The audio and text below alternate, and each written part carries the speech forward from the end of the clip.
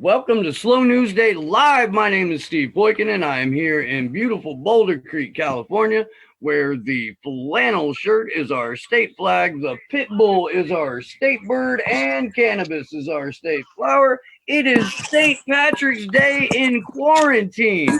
I am joined with my good friend here, Jeff Black. Jeff is in Portland, Oregon. He's an activist and an agitator and a writer and an all-around fucking decent, wonderful human being. And I got Sleepy Josh on the ones and twos. It's going to be a hell of a show. Buckle up. Fucking screw your wig hat on tight. Jeff, how the hell are you, buddy? How's it going, Jeff? I'm doing well. How are you guys? Just, you know. It's going good. Can you hear me all right? Hanging out in dystopia. Starting to get a feel for what the set of V for Vendetta might have been like. It's fucking nuts, man. I'm looking at my Facebook or my fucking Twitter DMs right now. The National Guard has just been called on to help police California in these troubled times. That's martial law, man. I don't know what it looks like in Portland right now, but it's starting to get downright grim here.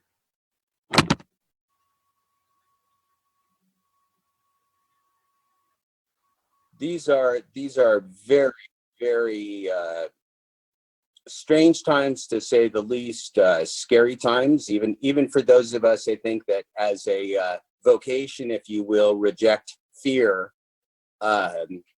I think if you weren't scared today, that's the proverbial, like, if you're not scared now, you're crazy. I think if you're not scared now, you might be crazy, because this is some scary stuff for real. And I'm really glad to see you tonight, Steve, because there's a lot of human lives at stake here. And one of the reasons I wanted to talk with you so urgently tonight with my lucky green Oregon hat here is that there's a forgotten population that's dear to my heart, and I think near and dear to yours too, and that's the incarcerated human beings in our United States of America. Many of us call them slaves because we know what the inside of those jails and prisons are like, and we know that they are actually slaves that work for no money and produce work that the state profits on, and that private corporations profit on, and that oligarchs profit upon. Yeah, and now at this moment, I know you've got very important. I'm gonna say I know that you guys have a petition out now. I just went ahead and signed it. Let's go back and read that off here. That's it. And so yeah, let me tell you about how this came about. I mean, this is kind of a national movement that we kicked off a couple days ago, because those of us that have been inside our jails as incarcerants, as I have, and as I think you have, and as way too many Americans have, know for a fact that the system is completely and totally unprepared for a pandemic and for a mass communicable disease of this type, and that there is a profound lack of sanitation, medical care, doctors, nurses. There is no contingency in our jail systems in particular for any type of a pandemic like this. And what we have in our systems, and you're looking at this petition today, that we made one that specifically addresses the state of Oregon, because we're going to our Oregon governor. I would encourage anybody to steal these words, steal this book, in the words of Abby Hoffman. Steal these words and make your own change position and send it to your own governor, please, because you will save lives. Let me tell you what's happening in these jails, right? Nothing. We just talked to the jail today. They are going by standard operating procedure, which means prisoners are coming. They're going, they're doing their walks in groups of 35. They're using their phones. They're being transported. They're doing all of the things that prisoners do normally in this disease-ridden, unsanitary place. And they're doing it in total ignorance. Now, the big problem here is that we don't happen to house Martians in our county jails. We happen to house a lot of low-level, nonviolent prisoners, a lot of innocent people awaiting trial, and a lot of people of color, Black people, Hispanic people, criminal class people that are being held there on extortion that we call cash bail. They could, if they were wealthy, like you, Steve, just pay bail and walk out free and live their lives while they're awaiting trial. But these people are not wealthy and they cannot pay their cash bail. So they are there in jail with now a potential death sentence because of cash bail. So what's happening right now is our jail system is in total and complete denial because they have no plan. And as soon as the first cases start to erupt, and we know with this virus that they can be dormant, it can be dormant in people, and people can be asymptomatic. They cannot show symptoms for a period of a few weeks, right? So what we have is a situation here where they're in complete denial. We know that it's already going to be entering our jails through the prison guards, through the nurses, through the few people that do come in. And then we know that the conditions inside are absolutely set to absolutely violate the CDC guidelines. So in the state of Oregon, you may no longer congregate in groups of 25 or more, or it's now a Class C misdemeanor. So in jail, when they do walks and when they transport people and when they put them in holding cells, that's all done in larger groups than 10, which the CDC says, and which is 25, which the state of Oregon is now saying. And so what we have here is we have a flashpoint that's about to hit us, and innocent and nonviolent people will die. So if you have people that you care about, community members, family members, or you're just an actual human being and not an insane Nazi that wants to murder people for being a drug addict or for doing low-level nonviolent crimes, now is the time to stand the hell up, talk to your governor, and start saving lives. This is an atrocity in process, Steve, an atrocity. Well, and it's like I was saying to you before we went live. There's no will. There's no sense of urgency on behalf of anyone who's involved in the prison bureaucracy to be like, maybe we should take care of these living, breathing human beings here. No, fuck it. We're just gonna go ahead and not only put ourselves at risk, but maybe cull the herd here a little bit. And I want to make this perfectly clear to the people that are listening. When we talk about these are scary times and you should be nervous, at least for me, what I want you to be nervous about is all of the rights that are just flying right out of the fucking window right now with this pandemic as an excuse.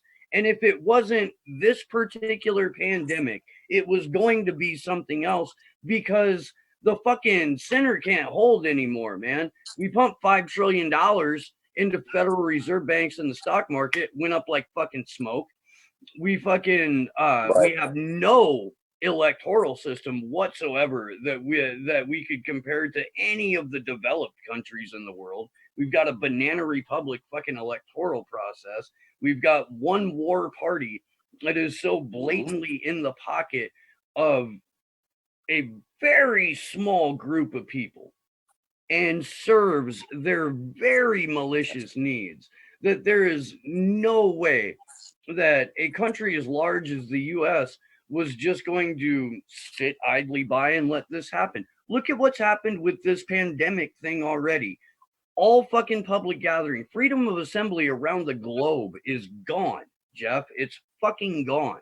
That the ability for people to come together and take a stand and demand some agency is shot to shit. It's literally against the law. But again, Steve, so this is a time to be wise, and this is a time to pay attention to nuance. Okay, so the things that you're saying, while they're true, we're also going to realize as intelligent human beings with nuance that some of these are in public health interest, right? So that the damning point of it for all of us as human beings is what happens with when public health necessity intersects with your civil rights. That's a toxic match, right? So what we have here is is, while what you're saying is an affront to our civil rights and a huge danger, it's also a public health necessity. So we're straddling a line here, and all of us are straddling lines of how can we be wise? And there are some people of responsibility and leadership in this country that are attempting to be wise. Ohio stepped up first yesterday and did a major release of prisoners. Washington County here in Oregon took a minor step, but a step nonetheless, and let's give them credit. They decided that they were going to identify 60 at-risk people that were in the jails that were medically fragile, disabled, and were at extreme risk, and process them for release. None of this is enough. None of this is even close to enough, but they're baby steps.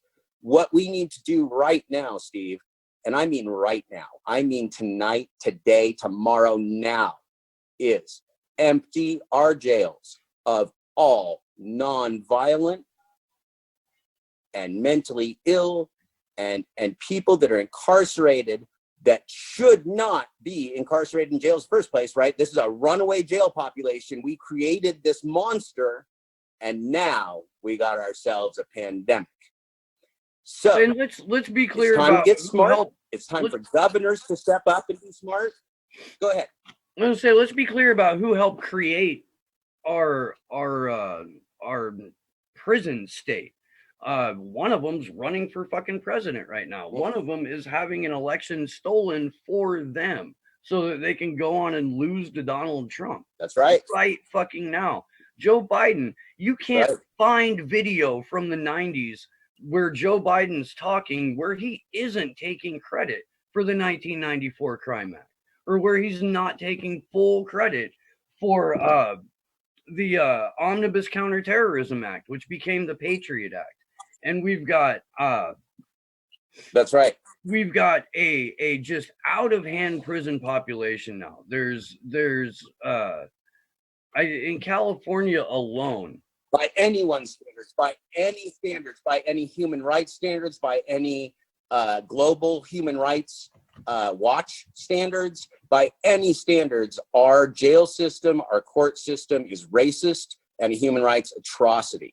These people live in abject squalor and torture. Out of every 100,000 people in the state of California, 600 of those people are in prison right now. Right now.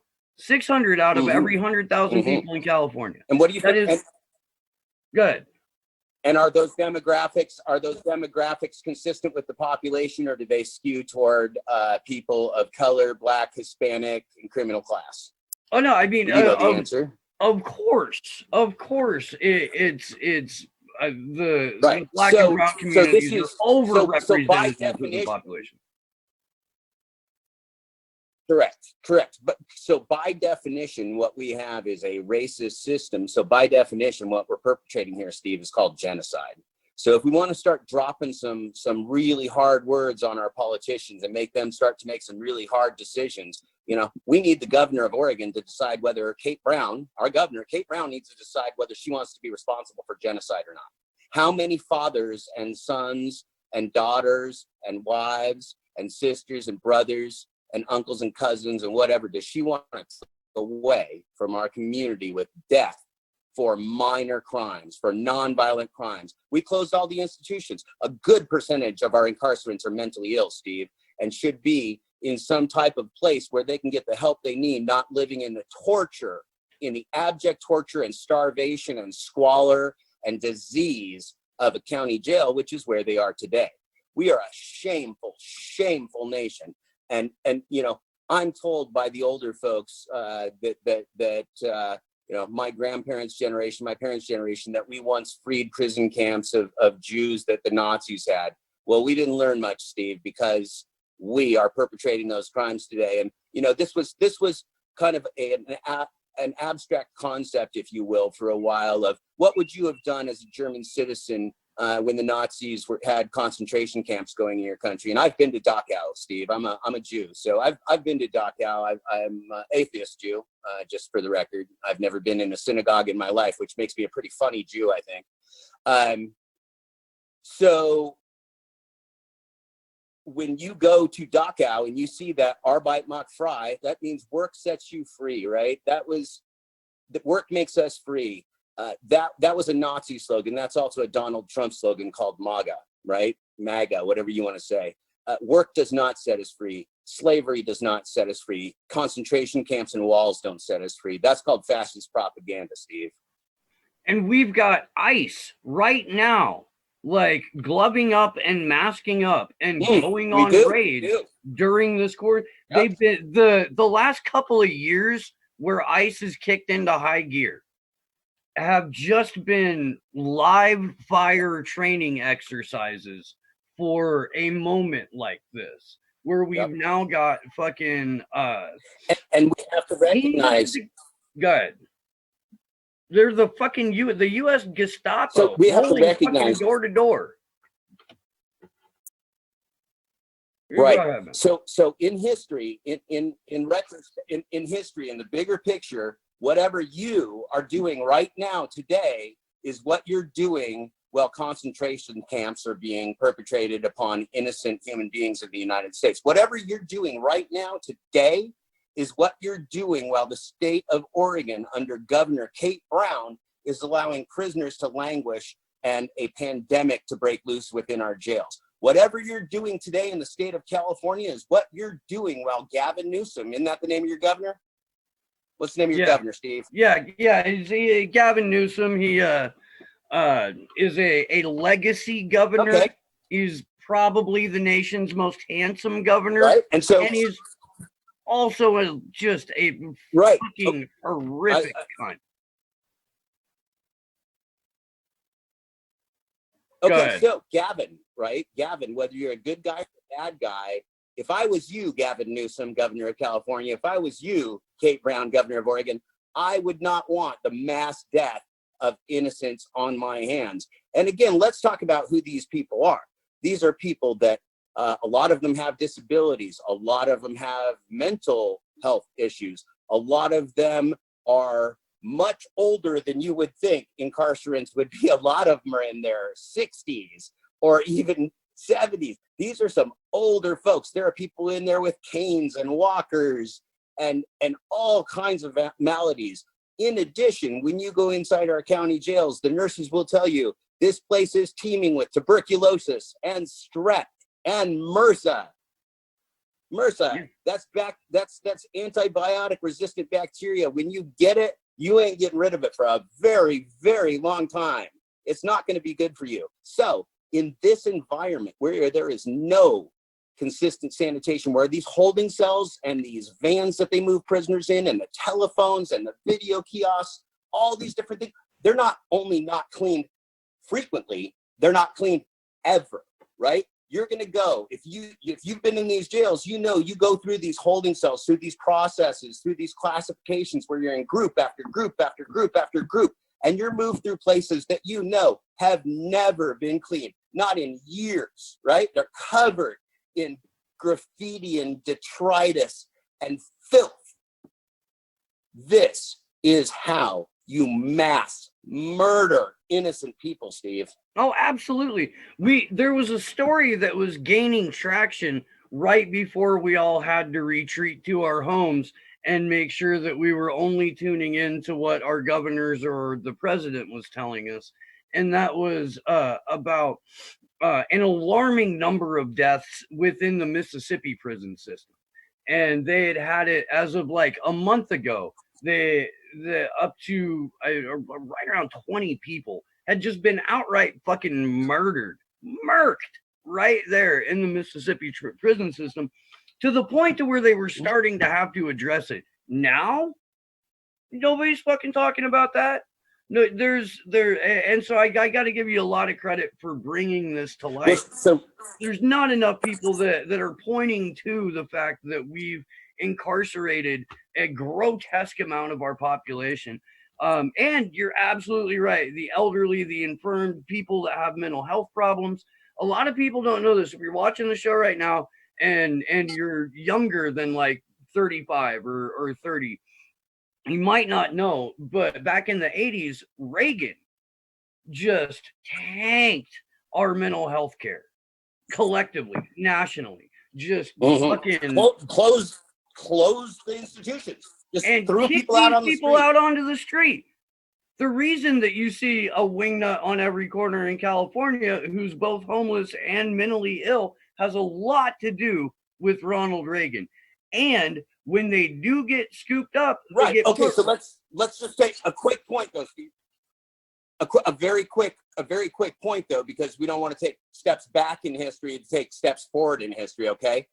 The institutions that we closed were also abjectly evil, right?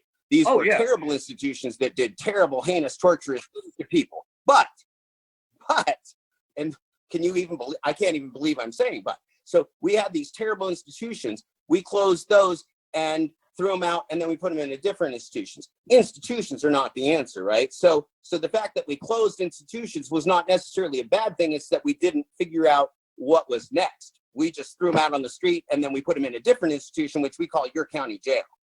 And so this othering happens. I've had people, I've been writing about this because this is not about me, but I did start this movement a few days ago because I did a 20-day field trip into the Multnomah County Inverness Jail for civil disobedience, and I lived in solitary confinement in cell block 15 with my friends who are now in mortal danger. These are people that I actually care about, Steve. They're real human beings. They have families, they're nice people, they talk to you, they look in your eyes. They're actually some of the more honest people I've ever met. You want to talk to somebody, tell you the truth, talk to a guy in jail. You don't have any reason to lie to you, right? You're going to have some real honest conversations. People own up to their shit. You want some respectable human beings? Talk to people that really own their shit, own their drug addiction problems, own the problems that they have. That doesn't mean they need to die, Steve. Nope. We're not, in theory, we're not supposed to be Nazis, right? We're not supposed to be Nazis that kill somebody for being a drug addict. We're not supposed to be Nazis that kill people for being mentally ill. We're not supposed to be Nazis that kill people for stealing a car, right? Car theft is not a good thing. I don't want my car stolen. You don't want your car stolen. I don't have a car, so I'm pretty lucky on that front. But nevertheless, right? Do you want somebody to die for stealing a car? I don't, but they will. Right? And so when we talk about others, I've had people write to me and say, well, gee, Jeff, what the hell do you think these people are going to do when they let them out? Where are they going to go? I said, home to their families. Where are you going to go? These are real people, Steve. Trust me. These are not, most of them, violent prisoners that are headed for federal prison. These are short timers there in some kind of a transition, waiting for bail, waiting for trial, being processed, being sent somewhere, there for things that we normally, as a society, traditionally, and in our Judeo-Christian ethic, don't want people to die for. Okay, and here's again what we've set up. We have no plan for our jails in a pandemic, which means as of today, they're doing business as usual. What the hell do you think this means when they're not following any CDC guidelines, any national guidelines, not even the state guidelines, but doing business as usual? It means they're headed for a disaster, Steve. Disaster. Just to give the people who are watching now some sort of terrifying, man. Physical idea of what we're talking about. This is from the graph here is from the Prison Policy Initiative, and it shows on a state-by-state basis the percentage of jails, not prisons, but jails, because there is a difference, and that's exactly what you were just talking about. Short timers, people waiting to go to court, shit like that. This is the percentage of people in jail who aren't convicted, who are awaiting trial, who couldn't make bail, who are just locked the fuck up waiting to go to court. In fucking I'm looking at it right now, and it's half at least, where it's 60 to 80% of their jail population. Absolutely. Haven't even been fucking convicted of anything. That's right. And that's what these county jails are. When they have longer stays, they usually get shipped off to kind of a mediocre type of facility, a work camp, some type of sometimes kind of quasi-private public institutions for longer stays. But with that being said, there are guys in these county jails that are there due to their circumstances for 8 months to 2 or even 3 years. So there are much longer term stays there. And again, to take a step back to what did they do to get there? This is a racist system where DAs, as a standard operating procedure, every day massively overcharge every accused person in the effort to skip a jury trial and get a plea bargain. So your average guy there, that let's just use an example, and this is a hypothetical, okay? So your average guy there for car theft, right, is not only being charged with car theft, but resisting arrest and felony possession and this and that, right? With the idea, if they overcharge these people, that they will avoid a jury trial, get this person to plea bargain. And so many, that graph you showed is all really about plea bargains. It's about extortion by the DAs and the state to charge people heinously, overcharge people heinously for whatever crimes they may or may not have committed, and force them to accept a criminal penalty and incarceration that they may be completely and totally innocent of altogether. And in a racist system where we know they hunt Black people, we know they hunt Hispanic people, we know they hunt the criminal class of people, we know that they search and molest and pull over people like that at multiples the time that they would pull over somebody that looks like you or me, even though we're kind of like, hippie, scary looking guys, we are not their biggest targets, right? So by definition, this system is so racist, so classist, so corrupt, so vile that none of their sentences and none of their jail time is valid anyway. Constitutionally, from a civil rights perspective, they shouldn't be there. They should all be set free because they have not received due process. They do not receive equal treatment and equal protection under the law. That's wrong, Steve. If there's anything we're here about, it's about civil rights, okay? Because if civil rights are gone and they can do that to these others that are in jail, guess who else they can do it to? They can do it to you, Steve. They can do it to me, and they can certainly do it to anybody that is watching us on this show. So there are no others, Steve. There's only us. There are no others. Others only exist in our imagination. You know what? Jason Burmis talks about the predator class a lot, and we don't really break down what that means in terms of who we are and who they as the predator class are. But it's right there in the terminology.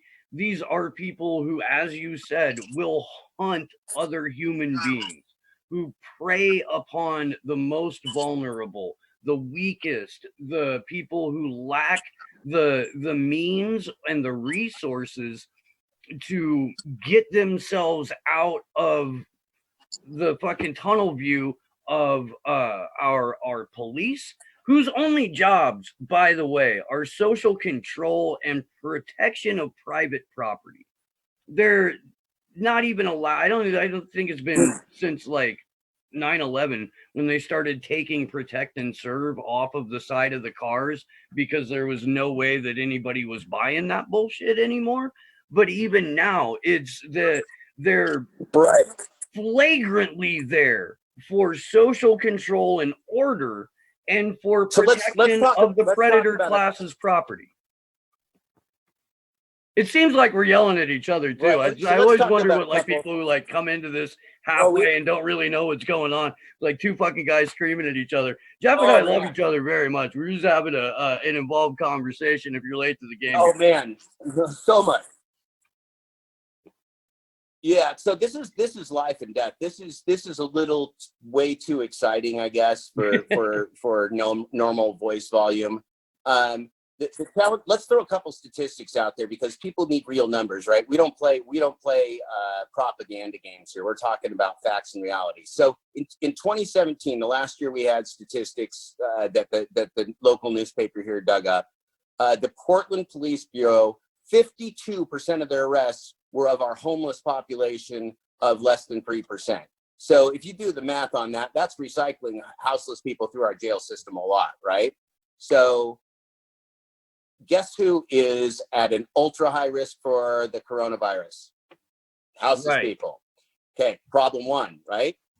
Problem two, okay, in addition to the fact that we're criminalizing these houseless folks, is that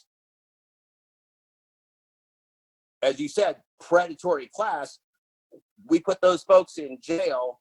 Now we're transitioning that problem from the outside to the inside. And again, what did they do? What does somebody that has no place to sleep do? They fall asleep. What does somebody that has no place to go to the bathroom do? They go to the bathroom anyway, Steve. They do. Humans are going to do it. No matter where you put them, they're going to go to the bathroom. No matter where you put them, they're going to fall asleep at some point. So yeah, when being homeless doesn't mean your sphincter magically got sewn shut. You're going to poop. You're going to take unfortunately not. And in fact, you know, people like to judge people. I don't like to judge people, Steve, even when they yell at me like you do and hurt my feelings like you do. You don't really hurt my feelings. When you talk to houseless people, do you know that one of the reasons, not the only, but one of the reasons that people do meth and other drugs like that is they have to stay awake walking all night, or else they'll freeze to death, get raped or robbed. Okay? That's so when you're doing drugs, if you had to walk all night in the cold, what would you? I'd be doing meth. I'd be doing meth stat. Give me some meth. I need to stay alive and awake till tomorrow. Okay? So when you get real and you talk about what it takes for a human being to survive on the street with no sanitation, no bathrooms, no place to sleep, no personal safety, my gosh, I helped a woman the other day. And all I kept saying to her is that I was the guy that was not going to try to rape her. I promised that my name was Jeff Black. I'm a public guy. I'm a civil rights writer. She can lick my face. And if I do anything, she can scream, Jeff Black. Jeff Black's the guy, right? I am the one guy that's not going to try to rape you, because she's been trying. She had been had to fend off attempted rape 3 times in the last 5 days before I talked to her. This was a traumatized individual, Steve. And this is the kind of woman, by the way, that we house in our jail. We don't just house men in our jail, Steve. We actually house a lot of females in our jail that are houseless, have no families, are victims of domestic violence, have drug abuse and alcohol issues. These are real people with real problems. And now they're in there during a pandemic, Steve. This is the day to scream. If you're going to scream, this is a damn fine day to scream to your governor, please, that you don't want your fellow community members and houseless people and people with mental illness issues, mental health issues, and people that have done violent crimes. You don't want them dying in your jail. And the governor better wake up today, because tomorrow might be too late. There will be a day very soon, Steve, when it's too late. If you look at the numbers on this virus and the projections from the doctors and the public health officials that know across this world of how this will take out, we are in abject denial and pure murderous ignorance right now, Steve. If there's one thing that Americans really are number one in the world at, aside from incarcerating its own population, it is living in abject denial. And that, again, this is why we have such a large prison population, because we closed down all of the mental health facilities and kicked all the homeless out onto the streets. You know who doesn't want to see homeless people on their streets? All of the fucking suits that fucking just have this hermetically sealed existence, who are going from their climate controlled box to get into their climate controlled box to drive to their climate controlled box, where they're not, the money that they're generating isn't necessarily the means of their production. It's through the exploitation of other people. It's through shafting their fellow human beings so that they can get the better end of a deal. And the last thing they want is to see some fucking dirty, scrubby, mentally ill man, woman, or child on their street in front of their business or their house. Right. So they call up the fucking police, whose job it is to fucking beat or at least remove the unseemly element from the street. It's such a backwards ideology that, and so far removed from our, downright puritanical roots, that what we've twisted both Judeo-Christianity and Western capitalism into is this fucking just full-on torture factory that happens day in and day out, just far enough of the way, just far enough out of the way of the eyes of regular working people that when they see it, for whatever reason, they feel like they belong more to the predator class than with the homeless, with the mentally ill, with the incarcerated. And that I just flat the fuck out not the kid. You right now, you watching have much, much more in common with the 200,000 people that are incarcerated statewide in California than you ever will the judge that sent them away. Absolutely. And so this is, there's a couple of great terms right here. Predatory capitalism, I would call it, not American capitalism or whatever kind of capitalism. It's predatory capitalism. And this is what we call magical thinking. And there's a problem with magical thinking. Right now, our jails are in magical thinking. They're doing business as usual. And magical thinking is believing that you can have houseless people and a pandemic in your jails and survive it on the outside world. We're all on this spaceship Earth, Steve, and this ship is going to either survive or sink in total. And so the problem that we have is that there is no way to truly other the others while they're alive. Mm-hmm. And so unless what we desire, and I don't, I know you don't, maybe some people do, unless we desire a mass death and a mass culling, if you will, of our more vulnerable populations, we better wake up fast, because this magical thinking is truly magical. They're not going anywhere. They're not going to get sick without you getting sick. Hey, look at this. Look at how tough it's getting. Where do houseless people go during the day, Steve, when they get, people may not know. If you, let's say you're houseless and you do go to a shelter. Most shelters at about 7:30 or 8 a.m. in the morning, they need to go on about their day and do other things. So you're out. You need to get the hell out, and you don't get to come back till 6 or 7 at night. Well, that's a long time to be on the street, Steve. So people go to the public library. People go to City Hall. People go to the mall. All of these places are closed, Steve. So now where do they go? Now where do you go when you're houseless? Even if you can get into a shelter, if a shelter is safe, which they're not, now you don't have anywhere to go during the day. Your safe place to charge your phone, to get food, to be warm, to be on a bench, to be anywhere, that place is taken away. Are we chasing these people to hell, Steve? Are we chasing them into a grave? Where are we going to chase these people to? Are we just going to start shooting them on sight like it's Katrina? These are real questions, man. These are real questions. They have nowhere to go. I swear to God, I just heard Jimmy Dore advocating quarantine camps before we went live. Are you fucking kidding me? Like, okay, so I'm looking at all, like, I understand the need to not spread a global pandemic. And at the very same time, I am just acutely anxious about the reality that, for example, Travis Air Force Base, right up the road from me, is being retrofitted right now to house anywhere from they said 1,200 people, but up to 2,500 people, just as a quarantine camp.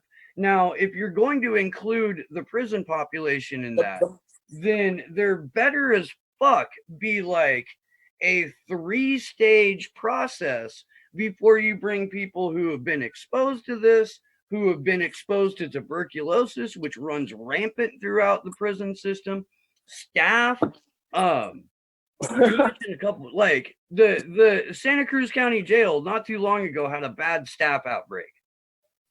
And it just, you have to like burn that shit off in order to get rid of it. Like all the bleach in the world isn't going to handle it because it gets. So you what?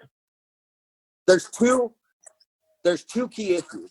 There's two key issues that, and again, let's get down to some numbers here. Here in Oregon, we have 1.6 hospital beds per 1,000 people, which is the lowest in the nation. Congratulations, Oregon. Congratulations, Oregon Governor Brown. Well done. The lowest in the nation, 1.6 hospital beds per 1,000 people. That is so woefully insufficient for even the best case scenario of this pandemic. Oregon is in deep shit, Steve. So there's one number for you. Here's a second number for you. Many people that actually contract this virus are asymptomatic for an extended period of time, up to 2 weeks, 3 weeks. Here's another statistic for you. We learned last night in a very stunning news story. You can read a lot of this on my Twitter, which is LRB. It is not LRBITISNOT.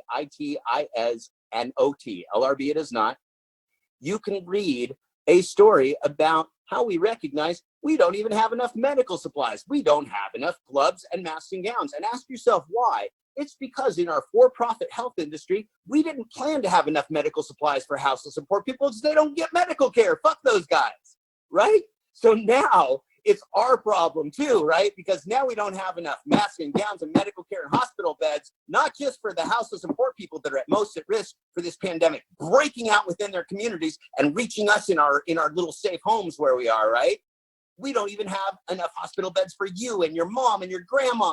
We don't have enough gowns and masks and whatever. So whoever gets sick, whether they're in a jail or whether they're on the street or whether they're in your house, we don't have the supplies in America. What happened to our country? What did these kleptocrats do to our country? What did this hackistocracy do when they sold us this bill of goods that healthcare was not a human right, but was instead a privilege, and that we could let a good portion of our population fester and die on the streets and fester and die in poverty and fester and die while the healthcare industry pays themselves 7-figure salaries and makes record profits and has TV commercials nonstop for every drug that you do and don't ever need, for every disease that you do and don't ever have.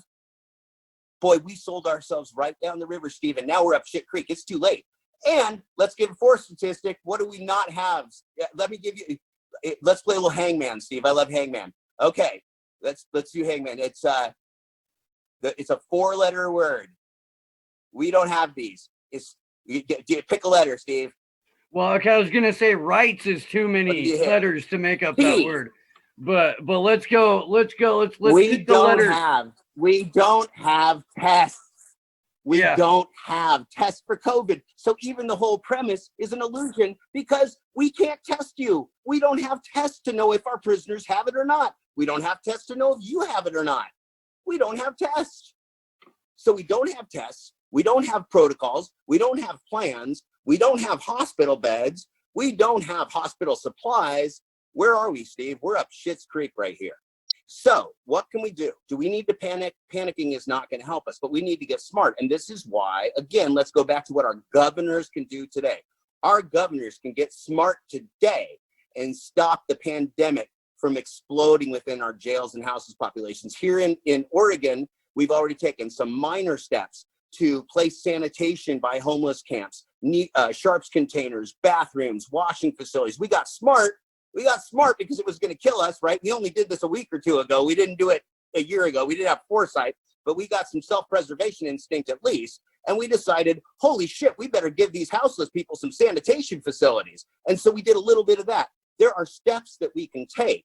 One of them is emptying our jails now. Absolutely. There's because you're so right. A jail is largely different than a prison. And what a jail is going to house are your nonviolent offenders, your short-time offenders, and your people who are just waiting to go to fucking court. They don't need to be there. Jails do this. Look at the graph that I put Jails up are constantly moving people in large numbers. Yeah, Jails and if are we're not constantly moving people in large numbers. The Dropkick Murphys. Are you familiar with the band Dropkick Murphys? I hope everyone is. I hope everyone's a DKM fan. At any rate, they gave a free fucking concert to nobody in the room. The only people who were in the room were like the 5 sound guys and fucking lighting guys. And they put this concert out for free over social media because they still wanted people to have a sense of like togetherness while being fucking self-isolated.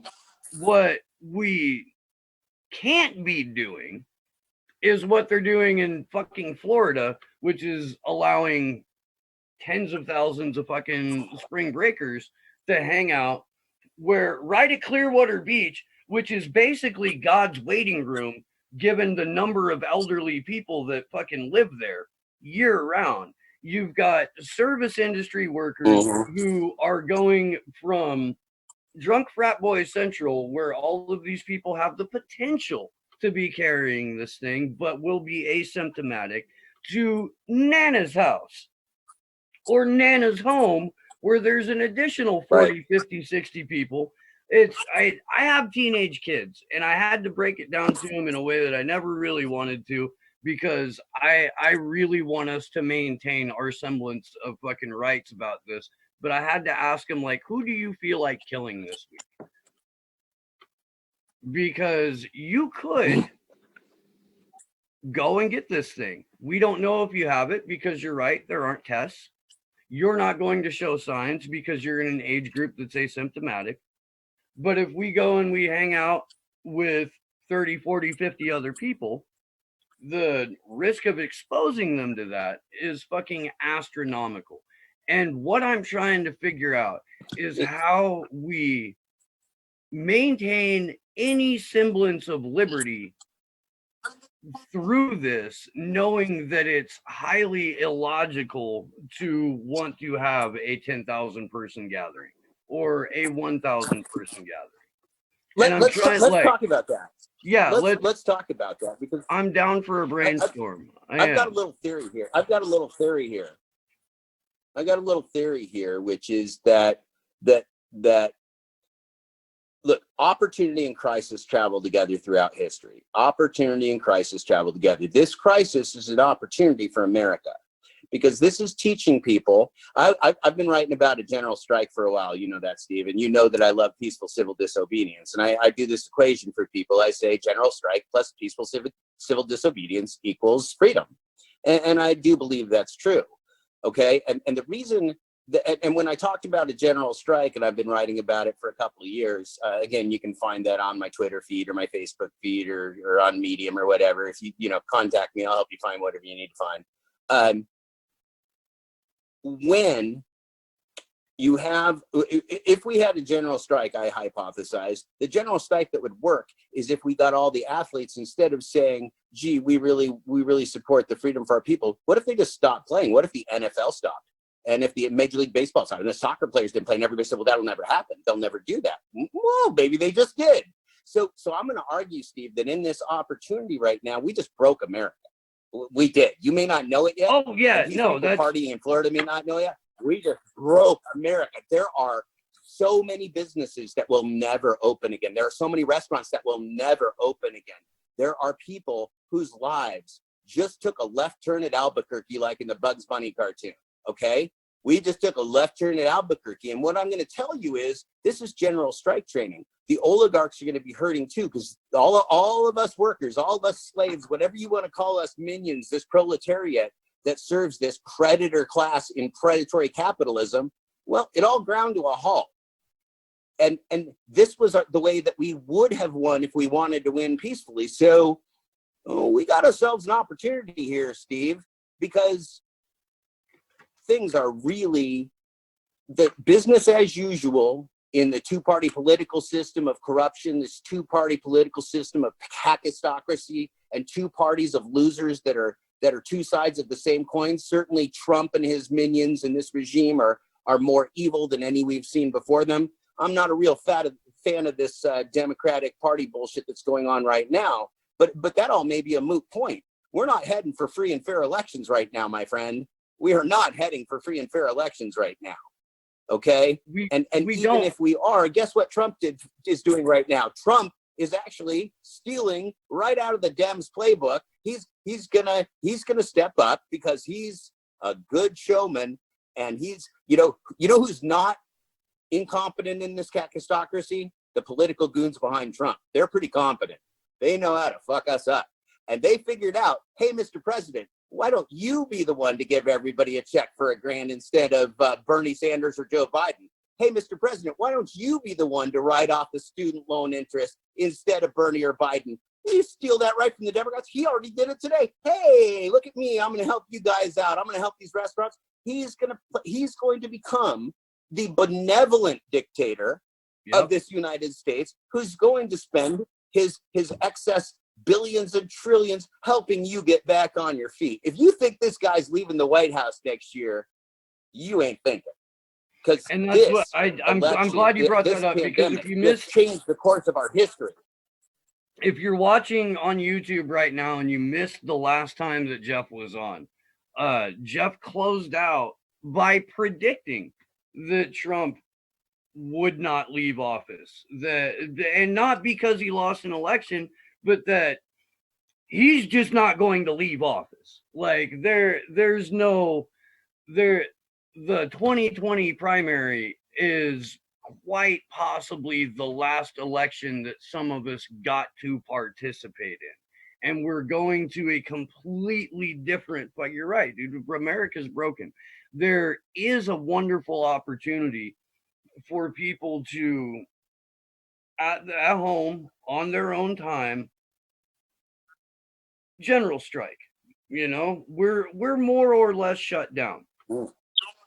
As we're coming out of this, and as we're coming back around from this, whenever and however that looks like, because I just got a call from our school district where they're like, yeah, so that 2 weeks we said your kids aren't going to school, it's a month now, and we're going to have a conversation about whether or not they're going back at all. Now, again, this is for the coronavirus, which still has killed less people than fucking automobiles last year. We're at that point right now. Right. So the problem isn't the problem isn't the percentage of people that are going to die. And people love to quote this, like only 2% of the people are going to die. Okay, if that doesn't bother you, that doesn't bother you. You have your morals, I have mine. Maybe 2% of the people population dying is just not a big deal to you. Okay, let's not argue about this. The problem isn't the percentage of people that are going to die from this. The problem is that we are completely and totally unprepared as a nation to handle this pandemic in any way, shape, or form. That's the problem. We are not prepared like Korea. We are not prepared like Italy. We are not prepared like China. We are not prepared like other developed countries. We are prepared like a bunch of fucking idiots that are suicidal. That's what we're prepared like. So the problem is not because the coronavirus is the most dangerous virus that's ever been around humanity. It's because we as a country and our healthcare system and our healthcare supplies and our fake insurance industry that's just a kleptocracy. It's just a middleman stealing from you and profiting off your healthcare while it denies you healthcare. The problem with that system is that it did not prepare us to handle this foreseeable pandemic.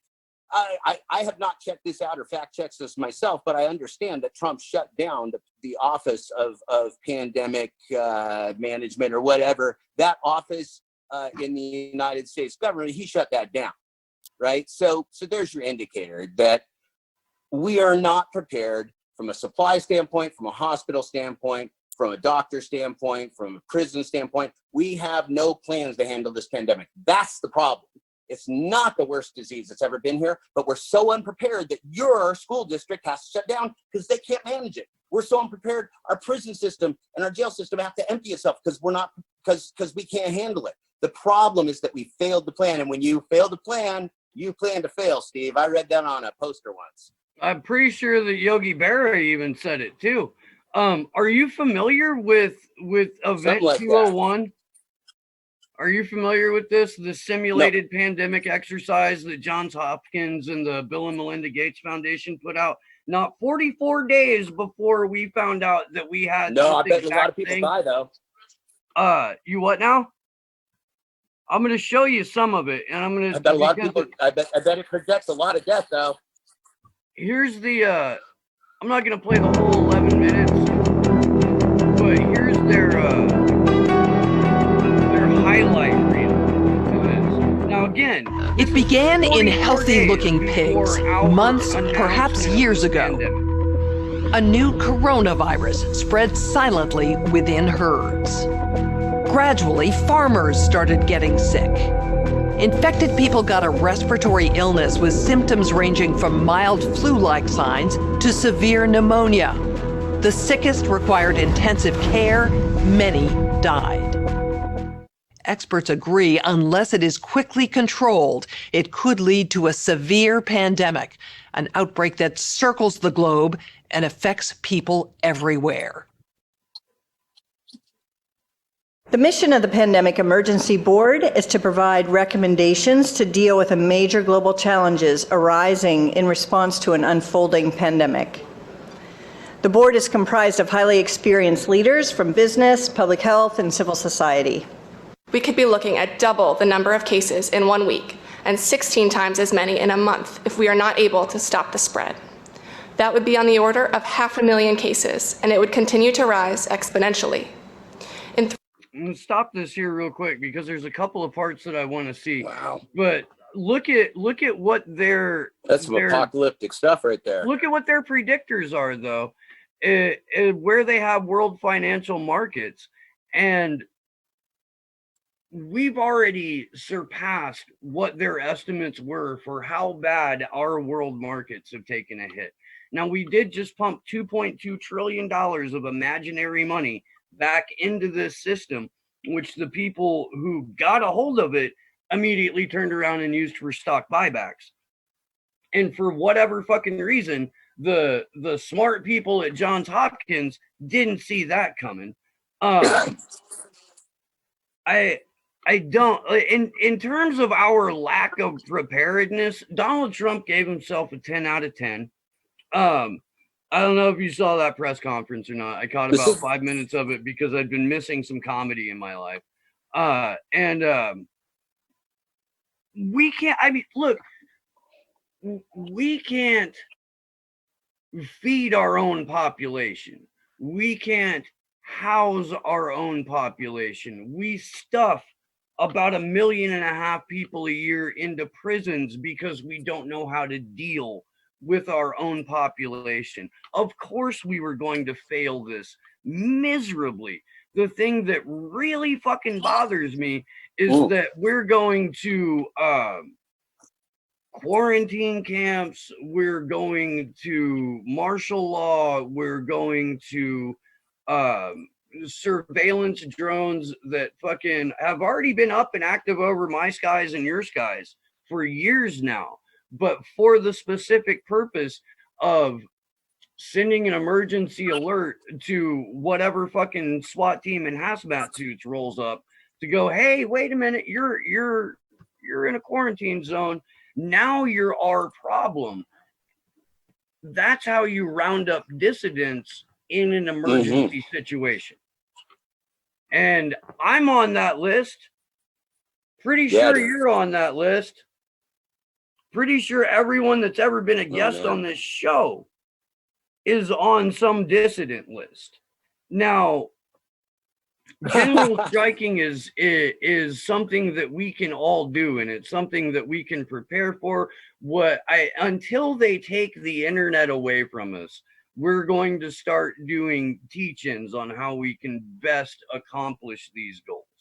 We're planning on doing it for the Free Assange Vigil anyway, but I think some good old-fashioned fucking how to do an at-home strike in the middle of a pandemic seems like a worthwhile endeavor. These are their estimates that we're looking at on the frozen screen right now. Travel bookings down 45%. They're talking about shutting down the fucking airports tomorrow, Jeff. Tomorrow. That's no. And again, Steve, the reason is the people in charge of these systems know they're not prepared. So this is the option. So I saw a story about South Korea where they were able to get this under control very quickly because they had all the testing kits in place. They did mass testing, not social distancing, mass testing. So they knew who had it, who didn't, and they could properly socially distance people that had it. The problem is we don't have tests. We can't social distance intelligently, so we have to social distance stupidly. And stupidly, social distancing is by shutting everything down. But then how are people going to get food? How are people going to get money? How are people going to go to work? How are people going to do anything? I was out in public yesterday for the first time in a very long time because we had to go get a teeny bit of food. Okay. And I have not been in any business because I've actually had a little bit of a cold myself. I haven't gotten a test. Hey, maybe I've got it. I don't know. Maybe I do. I've been sick for a good week now. I don't feel real terrible, but I'm a pretty young, healthy guy relatively. I'm 51. That's still pretty young. I'm not at a mortality risk. I'm a healthy, strong 51-year-old guy. But I could have whatever illness any of us could. And the problem is you got to eat, right? And so without testing, we can't be South Korea. We can't be intelligent and go, Jeff, you can't go to the store. She can go to the store, you can't. He can go to the store, you can't, because it's not smart for you. So everybody's doing the best we can, but the best we can is the path to hell, right? The road to hell is paved with good intentions. Well, and I'm going to have to argue, we're going to go back to the motivational posters. By failing to plan for a pandemic, we plan to fail. So did we do this intentionally so we could kill a whole bunch of people? I would have to assume we did, because if we gave a shit, we wouldn't have done it. This is like the Titanic that doesn't have enough lifeboats for more than 2/3 of the passengers. So, okay, they didn't want the Titanic to sink, but when it did, they didn't have enough lifeboats, did they? So, we got the same thing. We're the Titanic. We may or may not sink. We may make it across the Atlantic, but I'll tell you, we don't have enough lifeboats when the emergency hits. So when the emergency hits, the number of people that should survive an accident won't survive the accident because we don't have the resources. This is the problem, Stephen. This is what the people, scoffing at a 2% death rate or scoffing at the fact that it's going to be elderly and weak and sick people that are going to die. It's not true, man. There's doctors that are deathly ill of this. Anybody can get this disease and have it run away with them and end up in intensive care. And we don't have enough intensive care beds, and we don't have enough doctors, and we don't have enough nurses, and we don't have enough medical equipment to get them through that. So look, people have to be extremely wise and intelligent here with their social distancing. What do we have? We have a sitting president and one of the presidential candidates who are both on record saying that we need to cut Social Security, we need to cut Medicare, we need to cut these programs. And we have a virus that we were on our way. We were going to cut food stamps. We would have cut food stamps. We just did. Just this last week, there was a fucking bill that went through. Trump signed it. It got stopped. Oh, did it? Oh, okay. Because I was going to say that. Yeah, they stopped it because of this, but we were headed for that. They were going to cut back federal food assistance in a huge, huge way before this train was coming. But instead of having to deal with it, we have a botched response to a virus that only takes out the elderly people approaching retirement age, young kids, really young kids, and most of the general laboring population are asymptomatic, even if they're carriers, or if they are symptomatic, like you were saying, still relatively healthy enough to kind of power on through and make it. But we stand to, from a government budgeting accounting perspective, we really stand to dodge a bullet on having to pay out on Social Security. We can readdress our healthcare system knowing that the biggest risk pools are already out of it. Now, there's a lot of people who think that this is just an excuse, but not that the virus itself doesn't even exist. The virus itself exists. It's a real thing. People have caught it. People have been getting sick with it, as far as I know, as far back as like last winter, last fall. They're all over California. There were people that I know, myself included, that got kind of like an upper respiratory thing, and it just wouldn't go away for like weeks and weeks and weeks. I went into the fucking hospital. I never do that. I had fluid in my lung. First time in my life I ever had fluid in my lung. That's wow. Fucking early onset sign of pneumonia. That's what happens with pneumonia. So it's very possible that I've already had this thing, that I caught it right after fucking Halloween last year. It took me out for the first half of November, and then I was finally able to like get back up and go back to work. But even that, with my piss poor non-existent fucking And health care, that was 3 weeks. That's not a month of quarantine. That's not suspend school indefinitely. That's not fucking, we might not have elections this year unless you want that to be the outcome. And right. And the thing is that now we don't have a choice anymore. Right. Yep. I mean, it's kind of like you're a parent, I'm a parent. My kids are a little bit old. My kids are a little bit older than yours. My kids are grown now. But when I was raising my kids, I tried to teach them stuff that would keep them alive and make them grow up to be decent and relatively wise people. And one of the things that is very important to teach our kids is that you have to, there's personal responsibility in actions, and there's accountability in actions, and that when you're moving through life, you don't get to just turn off the thinking. You don't get to just follow any one theory or be a conspiracy theorist or run around without that costing you your ability to see clearly. And what I'm afraid of here, and the last thing I want to do while you and I are probably scaring the pants off each other and this pants off everyone else too, we don't need a panic. We need people to think and to realize we messed up. We messed up. Our whole country messed up. We messed up on our healthcare. We messed up on our on managing houselessness and the poverty and the people that are the victims of the predatory class. We messed up bad. Okay. Now it's too late. Now we have to respond to this by over-responding and closing all our institutions and our libraries and our city halls and our government offices and everything else because we can't handle it. So we can either panic, which isn't going to help anybody, or we can be smart and we can get back on this right path. And I think that's what we're saying here. That's what I'm trying to say to you when I talk about a general strike, when I talk about taking this power back and taking our government back, is when we come back from this, as we do, and as we're smart and everything's broken, what if we come back smarter and we learn something, and we learn that we never want to be here again? We never want to be here where we have to shut down our entire country until next August because we're so woefully unprepared. Shame on us. Shame on our leaders. Every single one of our leaders needs to fire themselves.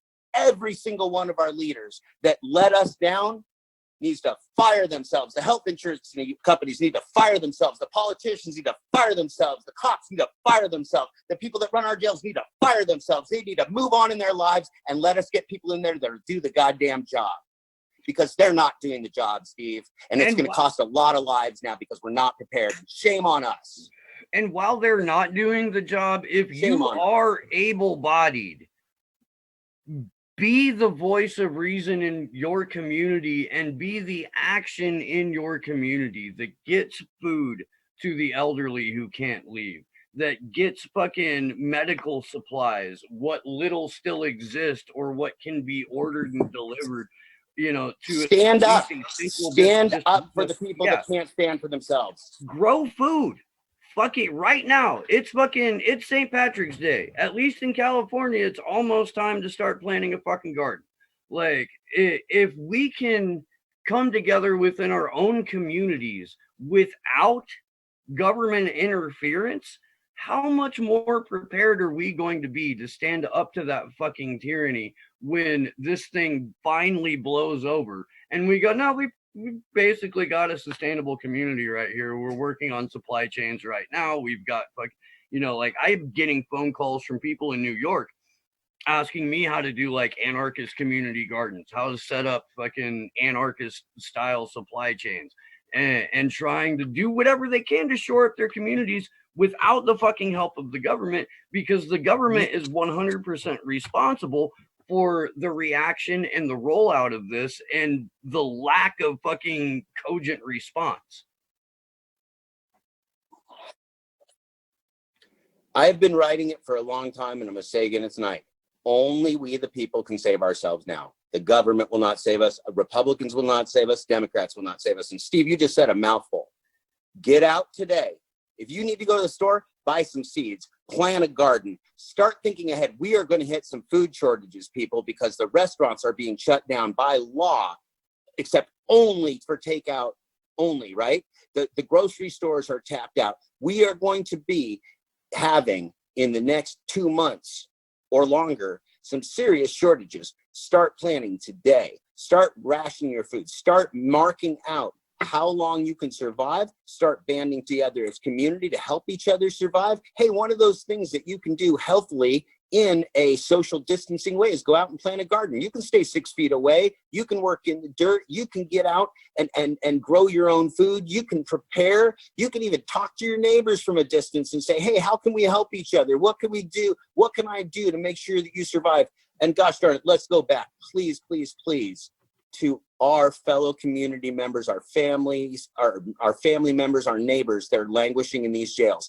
Call your governor, call your sheriff, call your county commissioner, call your city council, call everybody you know and tell them, empty our jails. I don't want to be responsible for mass death from incarcerating innocent and nonviolent people. Let's get back to that, right? You can take action from home. You can get into activism. You know, people made fun of social media activism. Like, I like to go out and get arrested in real life and go to jail. And, well, I don't like it, but I do civil disobedience in real life. Now is the time. You know what? I ain't going to make fun of you. Become an internet activist. Do it. Do it. If that's the best you can do, then do it. And do it well. Fight your government. Fight your governor. Tell them that you are holding them personally responsible for the death of innocents if they don't take action. Use your power. Sign these petitions. Make your own petition for the state of California. Make your own petition for the state of Washington. Make your own petition for Iowa and New York and New Jersey and New Hampshire and Florida and Texas and every other godforsaken state in this 50-state union. Let's get on this. You can do something, right? Because what we can't do is sit here and starve to death and languish and live in a police state because our government failed us. If we were prepared, we would not handle it like this, Steve. We're handling like this because our government failed us, and only we, the people, can save ourselves now. I couldn't agree with you more there.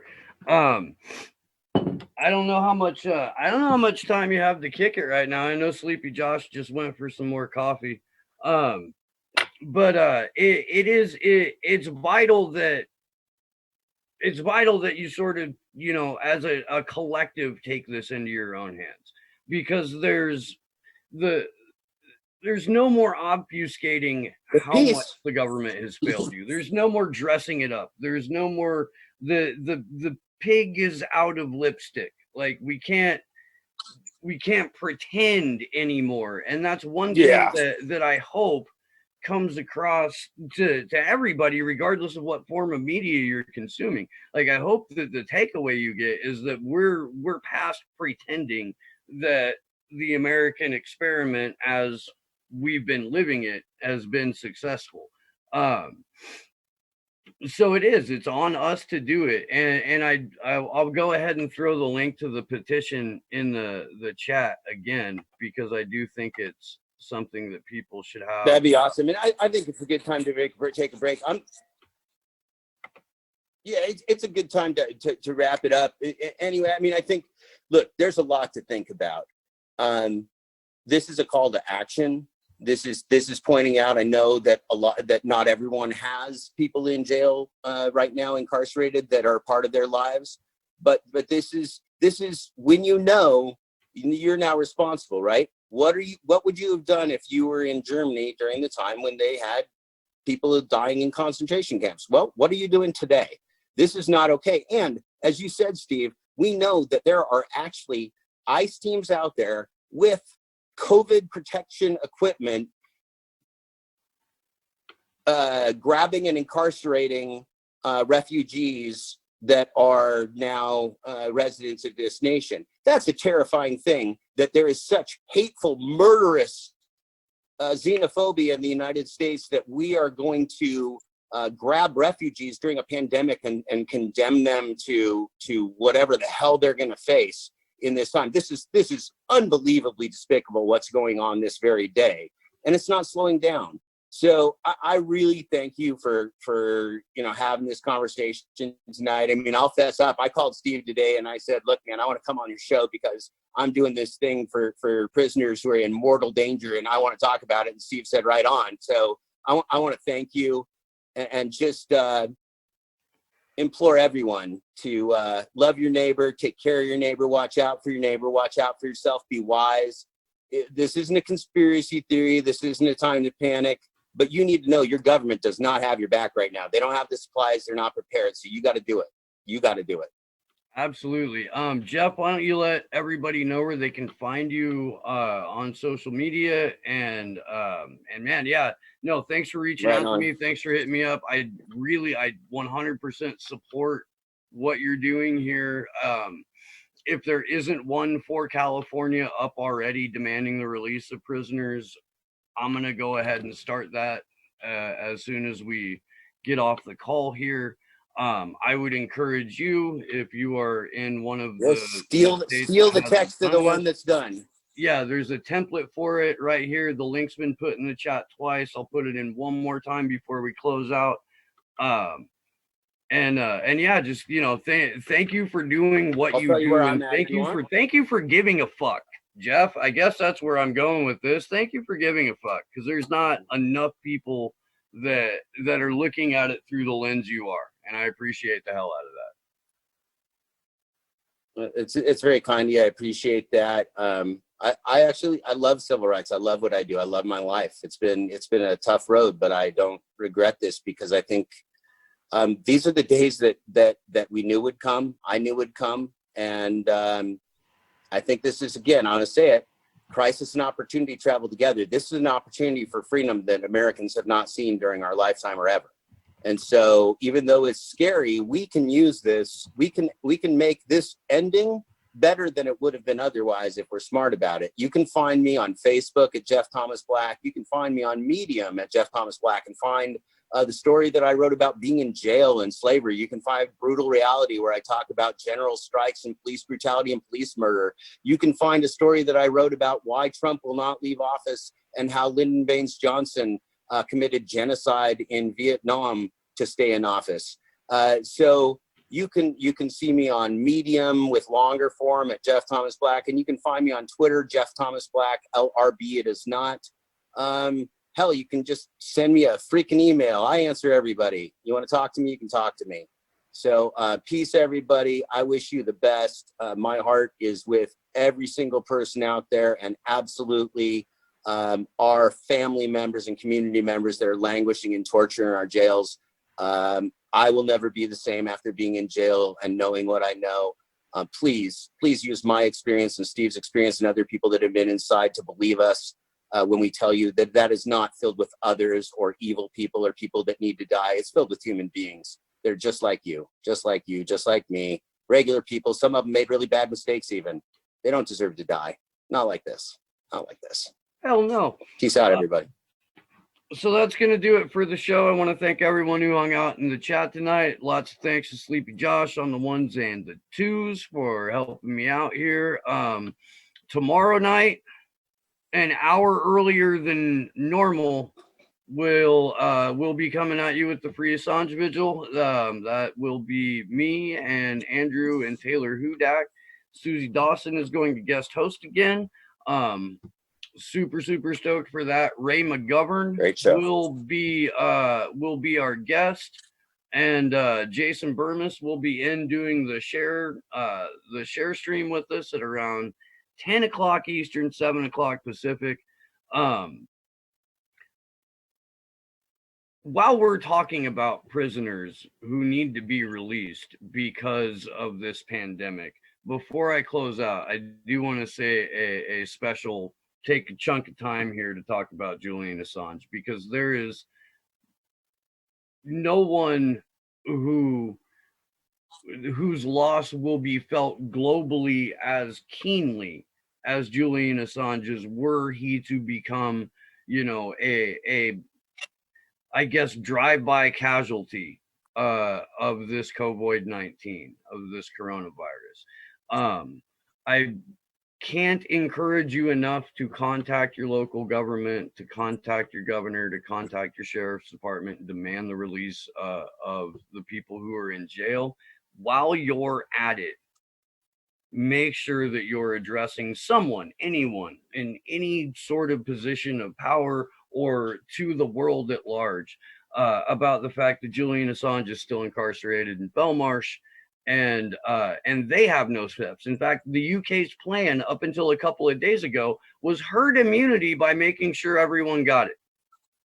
That's what the UK's plan was we're going to treat it like we're fucking 6 and, you know, your cousin has the chicken pox. That's unfathomable to me. That's fucking criminal to me. Guys, the show Slow News Day. I'm Steve Poikinen. Check us out on the Free Assange Vigil tomorrow and every Wednesday. And good luck to us all.